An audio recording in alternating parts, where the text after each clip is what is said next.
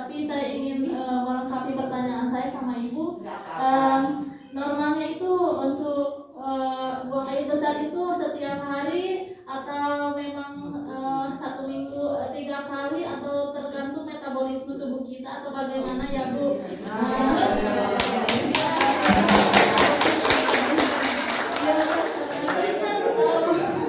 Ya terus kan kita kan para TKW banyak nyata makan Indomie ya Bu.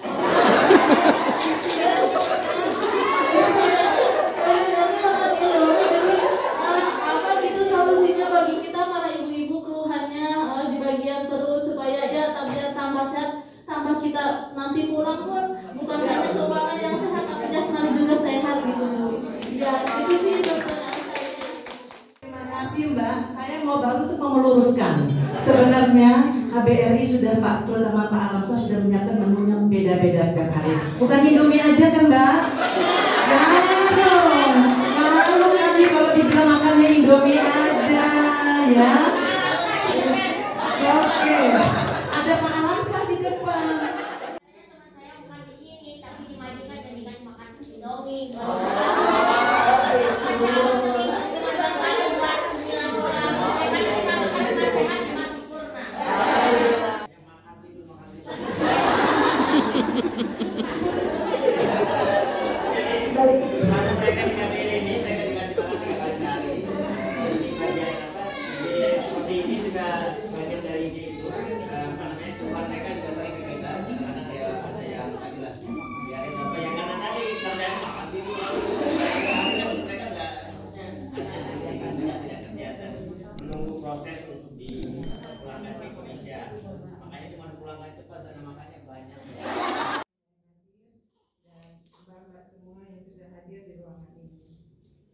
Kita akan memulai penyuluhan hari ini tentang konstipasi. Konstipasi itu adalah sembelit bahasa sehari-hari kita.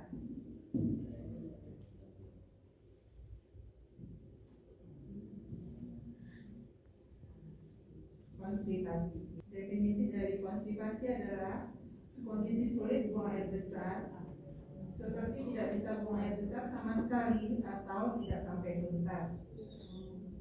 Walaupun frekuensi buang air besar setiap orang bisa berbeda-beda, seseorang dapat dinyatakan mengalami konstipasi atau sembelit bila kurang dari 3 kali dalam seminggu buang air besar. Dan ini kondisi di saat istirahat, keadaan buang air besar normal, ini bisa dilihat kotorannya, dan ini keadaan sulit buang air besar sedikit kayak seperti menggigil-gigil. Faktor risiko, beberapa faktor yang bisa menyebabkan seseorang mengalami konstipasi antara lain jenis kelamin sangat berperan. Wanita di saat sebelum menstruasi atau dalam masa kehamilan. Usia juga berperan. Konstipasi lebih sering dialami oleh lansia.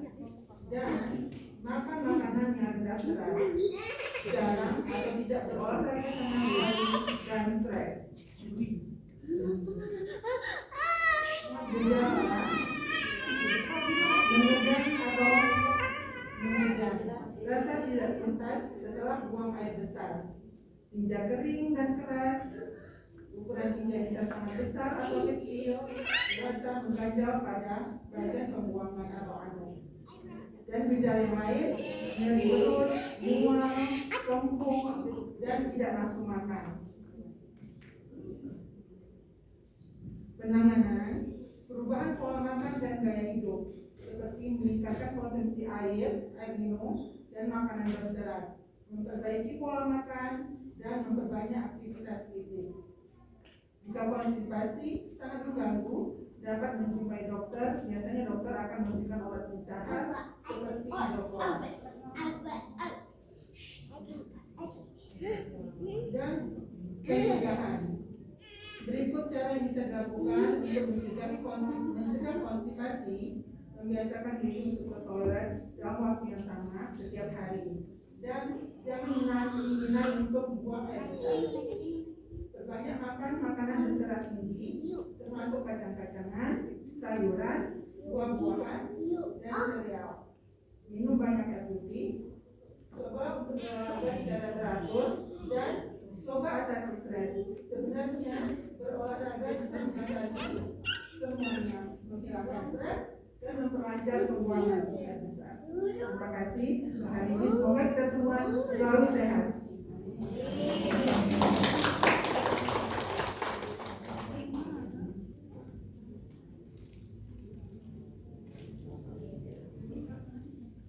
Dan untuk selanjutnya kami persilahkan kepada para hadirin jika ada ingin pertanyaan yang disampaikan kepada rekan kami Dr. Ahmad Najwa tentang masalah sebelum atau konsultasi.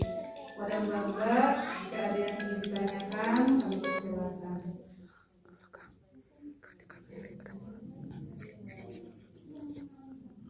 Silakan yang mau bertanya. Ya, belum ada yang ingin bertanya? Oh, ada satu, ada lagi. Atau aja langsung dua, oke. Tiga, oke, tiga dulu ya. Ibu Ayu dulu ya.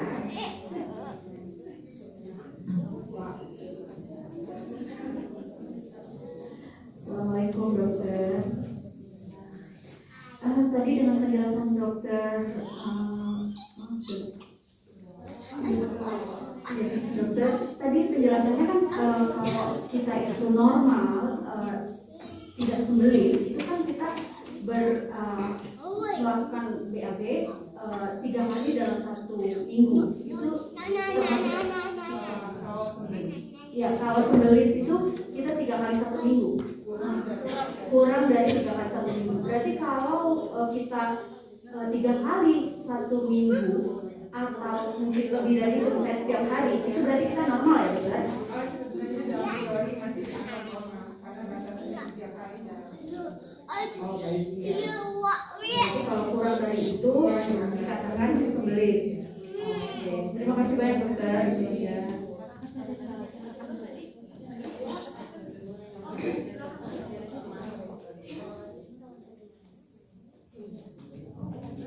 Assalamualaikum warahmatullahi wabarakatuh.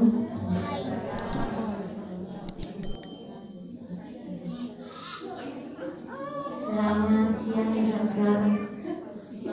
Saya mau tanya buat teman saya ya. Karena saya yang tiap hari ngurus, dia minum kurang, makan kurang, tidur kurang, tapi dia kalau BAB tiap hari selalu, gak ada sembelih, gak ada apa-apa. Dia selalu tiap hari cari. Sekian, assalamualaikum warahmatullahi wabarakatuh.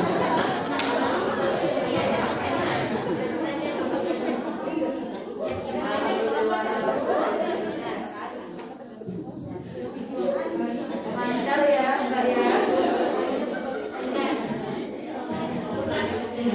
Assalamualaikum warahmatullahi wabarakatuh. Selamat pagi dokter, nama saya Yamaria. Saya 24 tahun, saya dari Sukabumi. Saya TKW. Ya, pertanyaan saya sebenarnya sudah terjawab sedikit sama ibu ini, tapi saya ingin melengkapi pertanyaan saya sama ibu. Normalnya itu untuk buang air besar itu setiap hari atau memang 1 minggu 3 kali atau tergantung metabolisme tubuh kita atau bagaimana ya Bu?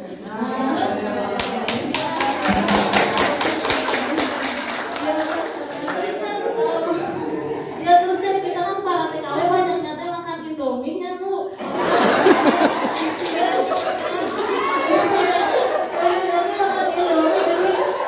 Apa gitu solusinya bagi kita para ibu-ibu keluhannya di bagian perut supaya ya biar tambah sehat, tambah kita nanti pulang pun bukan hanya keuangan yang sehat tapi jasmani juga sehat gitu Bu.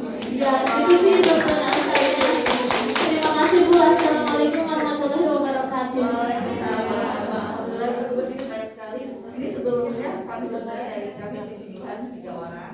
Kami saudara sudah menyiapkan sedikit door prize buat yang mau bertanya. Jadi tanya dari kalau yang di sini kita ingetin ya betul-betul ya. Dan ibu yang dari Sukabumi.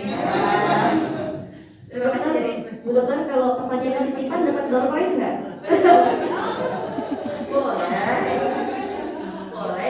dua-duanya dia dapat. Jadi tadi untuk yang pertama, alhamdulillah ya Bu ya, walaupun kurang minum, kurang sayur dan kurang buah-buahan, tapi tetap lancar, itu alhamdulillah. Tapi itu sebenarnya hanya masalah waktu.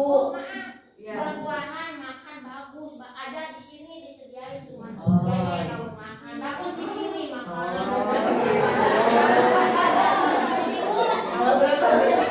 Terima kasih Mbak. Saya mau baru untuk meluruskan. Sebenarnya HBRI sudah Pak Trul sama Pak Alamsa sudah menyiapkan menunya beda-beda setiap hari. Bukan Indomie aja kan Mbak? Jangan dong. Malu kami kalau dibilang makannya Indomie aja ya. Oke. Ada Pak Alamsa di depan. Oke.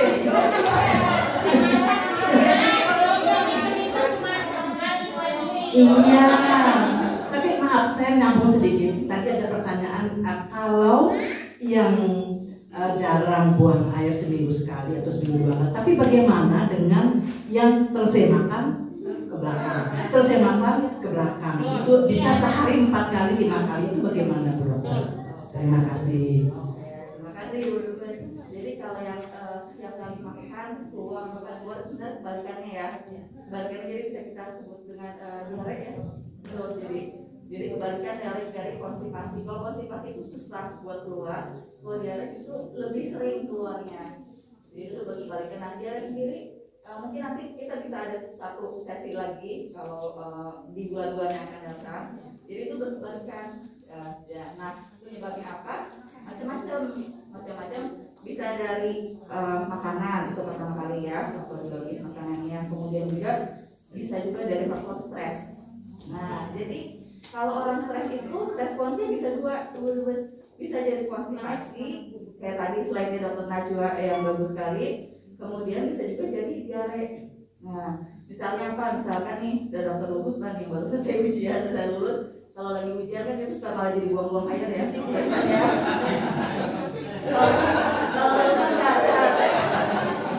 Saya waktu saya zaman sekolah kalau lagi stres itu malah buang-buang air ya. Gitu. Nah, jadi kalau lebih justru lebih sering diare. Nah, kalau diare ya solusinya adalah kalau misalkan diare itu yang paling penting kita mencegah dehidrasi. Kalau untuk diare, kalau untuk sembelit yang penting dikeluarkan. Kalau buat diare kalau untuk sembelit yang penting adalah komplikasinya adalah ambeien. Nah, itu yang harus dihindari kalau sembelit. Jadi kalau sembelit terus-terusan atau kita asupannya kurang, itu jangan dibiarkan karena ada resiko yang mengintai yaitu ambeien. Ambeien itu wasir. Kalau wasirnya terus-terusan keluar, wasir itu ada yang bisa masuk lagi sendiri, ada yang tidak bisa. Kalau tidak bisa, lama-lama harus operasi. Nah, itu yang pentingnya kita mengetahui masalah konstipasi ini untuk menghindari ambeien. Lalu kalau diare, yang penting adalah kita menghindari dehidrasi. Itu kuncinya diare itu, karena kalau sudah dehidrasi orang kita harus diinfus ya, terutama kalau sudah dehidrasi. Apalagi di sini misalkan ada bayi, ada anak-anak. Kalau udah diare itu harus cepat penanganannya. Penanganannya apa? Ini sekalian saya bicara di sini ya, bagus ya, nggak apa-apa ya. Kalau diare ini yang penting adalah ganti cairan. Jadi ganti cairan bisa dengan bikin larutan gula garam. Itu yang paling gampang. Garamnya maksudnya 1 sendok teh ya. Garamnya 1 sendok teh, garamnya 2 sendok teh. Atau kalau ada oralit, nah oralit sachet itu saya nggak tahu kalau di sini mereknya apa, itu lebih cepat lagi. Itu yang pertama. Atau bisa juga minum kayak seperti yang saya sebut merek ya, Pocari Sweat, segala macam itu bisa buat rehidrasi. Kalau untuk bayi solusinya adalah dikasih air susu. Jadi kalau untuk diare yang penting adalah menghindari dehidrasi. Mudah-mudahan terjawab ya, Bu ya. Kemudian untuk ibu yang di belakang tadi, ya saya percaya di sini ibu-ibunya pada segar-segar semua, betul-betul pasti makanannya juga terjamin, keamanannya juga. Bu, sebenarnya teman saya bukan di sini, tapi di Madinah jadi kan makan Indomie.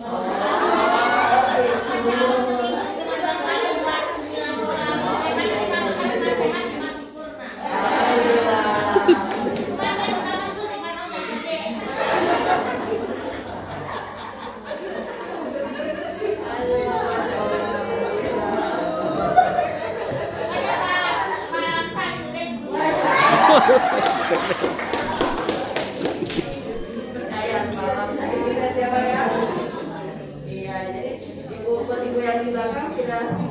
Jawab tadi pertanyaan aku. Normalnya orang buang air besar itu berbeda-beda setiap orang, tapi bisa diklasifikasikan biasanya orang itu orang dewasa itu setiap hari atau 2 hari sekali. Jadi normalnya kapan? Normalnya seberapa sering itu? Biasanya sih tiap hari. Tetapi kalau misalkan masih 2 hari sekali masih oke lah. Tapi kalau udah dalam seminggu itu kurang dari 3 kali, nah itu berarti sudah masuk membeli. Mudah-mudahan jelas ya. Terus kan? Ada yang mau ditambahkan?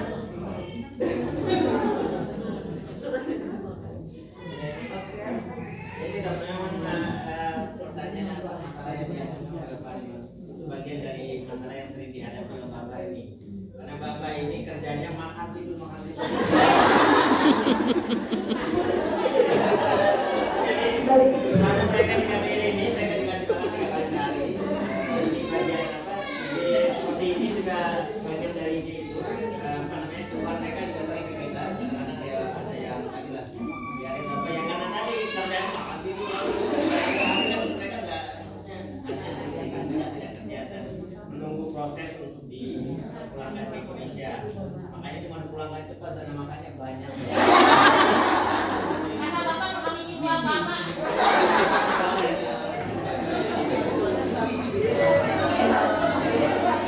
Yang kedua, mereka walaupun sudah dikasih makan 3 kali sehari, tapi tetap aja juga ini pada jajan Indomie. Jadi tambah dong manusia. Indomie sama kayak. Jadi ini kayak ini rumah pengumuman dong.